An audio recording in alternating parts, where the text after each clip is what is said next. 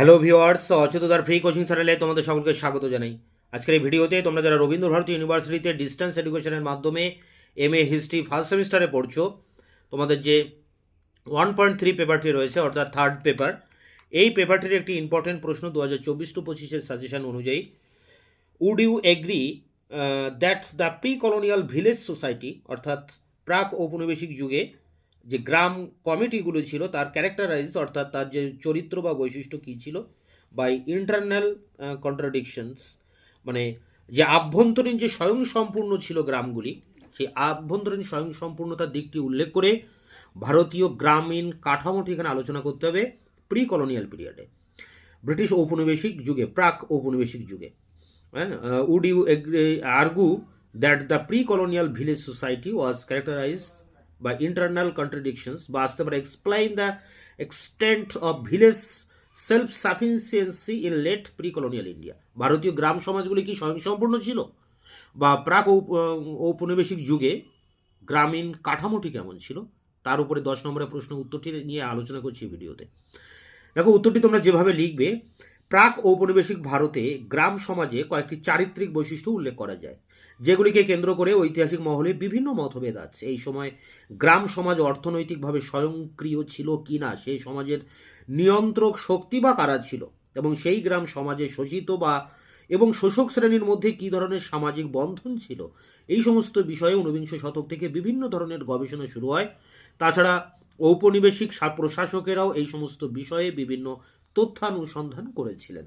এরপরে দেখো, প্যারা করে, আধুনিক সমাজে বিজ্ঞানীদের মতে জমির মালিকানা নিয়ন্ত্রণ করত গ্রাম সমাজ, যেখানে যৌথভাবে কৃষিকাজ হতো এবং মালিকানা ছিল যৌথ। এই যৌথ মালিকানা ভিত্তিক কৃষি ব্যবস্থায় কোনো কৃষক খুব সহজে তার অধিকার বিক্রি করতে পারতো না, যদি বা পারতো সেক্ষেত্রে গ্রাম পঞ্চায়েতের অনুমতি ছিল প্রয়োজন। গ্রাম সমাজের যৌথ মালিকানা ভিত্তিক গ্রামীণ কৃষি ব্যবস্থাকে অনেক সময় ভাইয়াচারা ব্রাদারহুডস ব্যবস্থা বলা হতো। প্যারা করে, তবে কিছু কিছু অঞ্চলে একক কৃষক পরিবারের কাছে বংশানুক্রমিক জমির মালিকানা ছিল, তবে এই পরিবারগুলিতে জমি বন্টনের ক্ষেত্রে গ্রাম সমাজ যৌথভাবে ভূমিকা নিত এবং রাষ্ট্রের রাজস্ব চাহিদা এই সকল কৃষক পরিবারগুলির মধ্যে বন্টন করে দেওয়া হতো। আসলে বহিরাগত মহাজনদের কার্যকলাপকে নিয়ন্ত্রণ করার জন্যই, অর্থাৎ তারা যাতে গ্রামের কৃষক পরিবারগুলির জমি ক্রয় করে নিতে না পারে, তার জন্যই গ্রাম পঞ্চায়েতের মাধ্যমে যৌথ নিয়ন্ত্রণ ব্যবস্থা প্রয়োগ করা হতো। প্যারা করে দেখো, গ্রাম সমাজের এই যৌথ মালিকানা বজায় রাখার পিছনে রাষ্ট্রের যথেষ্ট গুরুত্বপূর্ণ ভূমিকা ছিল। রাষ্ট্র নিজের স্বার্থেই এই ব্যবস্থা বজায় রাখার চেষ্টা করত, কারণ মালিকানা রদবদল হলে রাজস্ব সংগ্রহ ব্যাহত হতে পারত। তবে রাষ্ট্রের চাহিদা মেটানোর পরে যে উদ্বৃত্ত ফসল থাকতো তা দিয়ে কৃষক পরিবারগুলি কৃষি মজুরদের মধ্যে জমি বন্টন করত। প্যারা করে, গ্রাম সমাজে এই কৃষি মজুরা ছিল মূলত নিম্ন শ্রেণীর, যেহেতু তাদের ছাড়া কৃষিকাজ সম্পূর্ণ করা যেত না, সেহেতু গ্রাম সমাজের মধ্যে এদের যথেষ্ট গুরুত্বপূর্ণ স্থান ছিল। রবীন্দ্র কুমার এই রকমই এই শ্রেণীর মজুরদের কথা বলেছেন। মহারাষ্ট্রের ভুল্লাদার, যারা ওই অঞ্চলে কুনবি কৃষকদের কৃষি স্বার্থে বিভিন্নভাবে সাহায্য করত। মহারাষ্ট্রে আরেকটি অচ্ছুত জাতি ছিল মাহার রাজা, যারা গ্রামের সীমারেখায় বসবাস করত বলে অন্য গ্রামের লোকেরা জমি দখল করে নিতে পারত না। এরপরে প্যারা করে, মজুরির পরিমাণ কি হবে তা নির্ধারণ করত গ্রাম পঞ্চায়েত এবং মজুরদের কাজের ধরনের উপর তাদের মজুরির হার নির্ভর করত। যেমন ভুল্লাদারদের মজুরি নির্ধারিত ছিল ফসলের 8 ভাগের 1 ভাগ। শুধু মহারাষ্ট্রে নয়, উত্তর ভারতেও এই রকম ব্যবস্থা বলবৎ ছিল।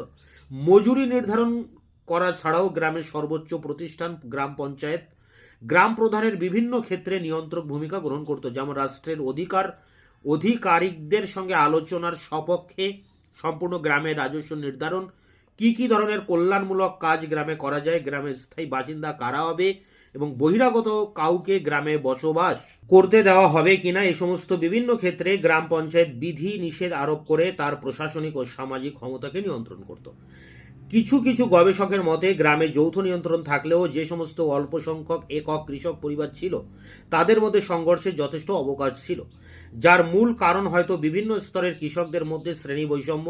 এই কৃষকদের মধ্যে সংঘর্ষের জন্য প্রশ্নেও ঐতিহাসিকদের মধ্যে দ্বিমত আছে। অধিকাংশের মতে যে সংঘর্ষ ঘটত তাতে পরস্পর বিরোধী দুই শক্তি ছিল, রাষ্ট্র ও গ্রাম সমাজ।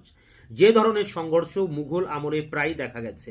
প্যারা করে, রবীন্দ্র কুমারের মতে ব্যাপক অর্থে রাষ্ট্র গ্রাম সমাজের সংঘর্ষের পাশাপাশি সীমিত অর্থে গ্রামের মধ্যে অভ্যন্তরীণ যে সামাজিক সংঘর্ষগুলি ছিল তার মূল বিষয়বস্তু ছিল স্বার্থের বৈপরীত্য। যেমন মহারাষ্ট্রে কৃষক ও মহাজনদের স্বার্থ ছিল পরস্পর বিরোধী, কিন্তু একই সঙ্গে এই গ্রাম সমাজের এই দুই গোষ্ঠী ছিল অপরিহার্য, তাই সরাসরি সংঘর্ষ বেশিরভাগ সময় এড়ানোর চেষ্টা হতো। তবে গ্রাম সমাজ প্রতি মুহূর্তেই চেষ্টা করত বহিরাগত মহাজনদের কার্যকলাপকে নিয়ন্ত্রণে রাখার। যেমন মহারাষ্ট্রের কুণবি কৃষকরা যারা ছিল সংখ্যাগরিষ্ঠ, স্বাভাবিকভাবেই তারা ছিল গ্রাম পঞ্চায়েতের নিয়ন্ত্রক গোষ্ঠী। মহাজন বা বাণীরা যথেষ্ট অর্থনৈতিক ক্ষমতার অধিকারী হলেও গ্রাম সমাজ বিভিন্নভাবে তাদের কার্যকলাপের একটা সীমারেখা নির্ধারণ করে দেয়।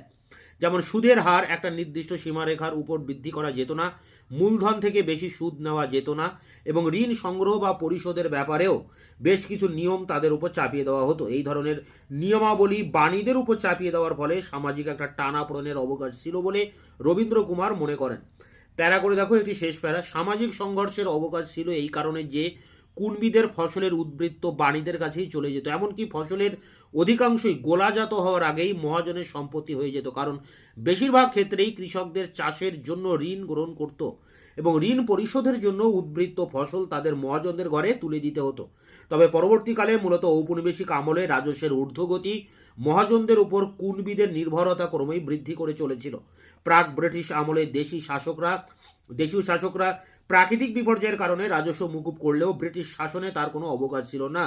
তাই রাজস্ব মেটাতে গিয়ে অনেক কৃষকের স্থাবর ও অস্থাবর সম্পত্তি মহাজনদের হস্তগত হয়ে গিয়েছিল, এবং যে কারণে প্রাক ব্রিটিশ সীমিত সামাজিক সংঘর্ষগুলি ব্যাপক হয়ে যায়। ব্রিটিশ আমলের যার বহিঃপ্রকাশ দেখা যায় দাক্ষিণাত্যের কৃষক বিদ্রোহে। তো এই ছিল ব্রিটিশ ঔপনিবেশিক আমলে গ্রাম সমাজের কাঠামো কী ছিল, বা গ্রামগুলি স্বয়ংসম্পূর্ণ ছিল কিনা তার প্রশ্নের উত্তর। এটি সংগ্রহ করে পরীক্ষার প্রস্তুতি দাও। দেখা হচ্ছে অন্য কোনো ভিডিও ক্লাসে। ততক্ষণে চ্যানেলকে সাবস্ক্রাইব করে রাখবে, বন্ধুদের কাছে শেয়ার করবে, এবং ভিডিওটি ভালো লাগলে অবশ্যই একটা লাইক দেবে।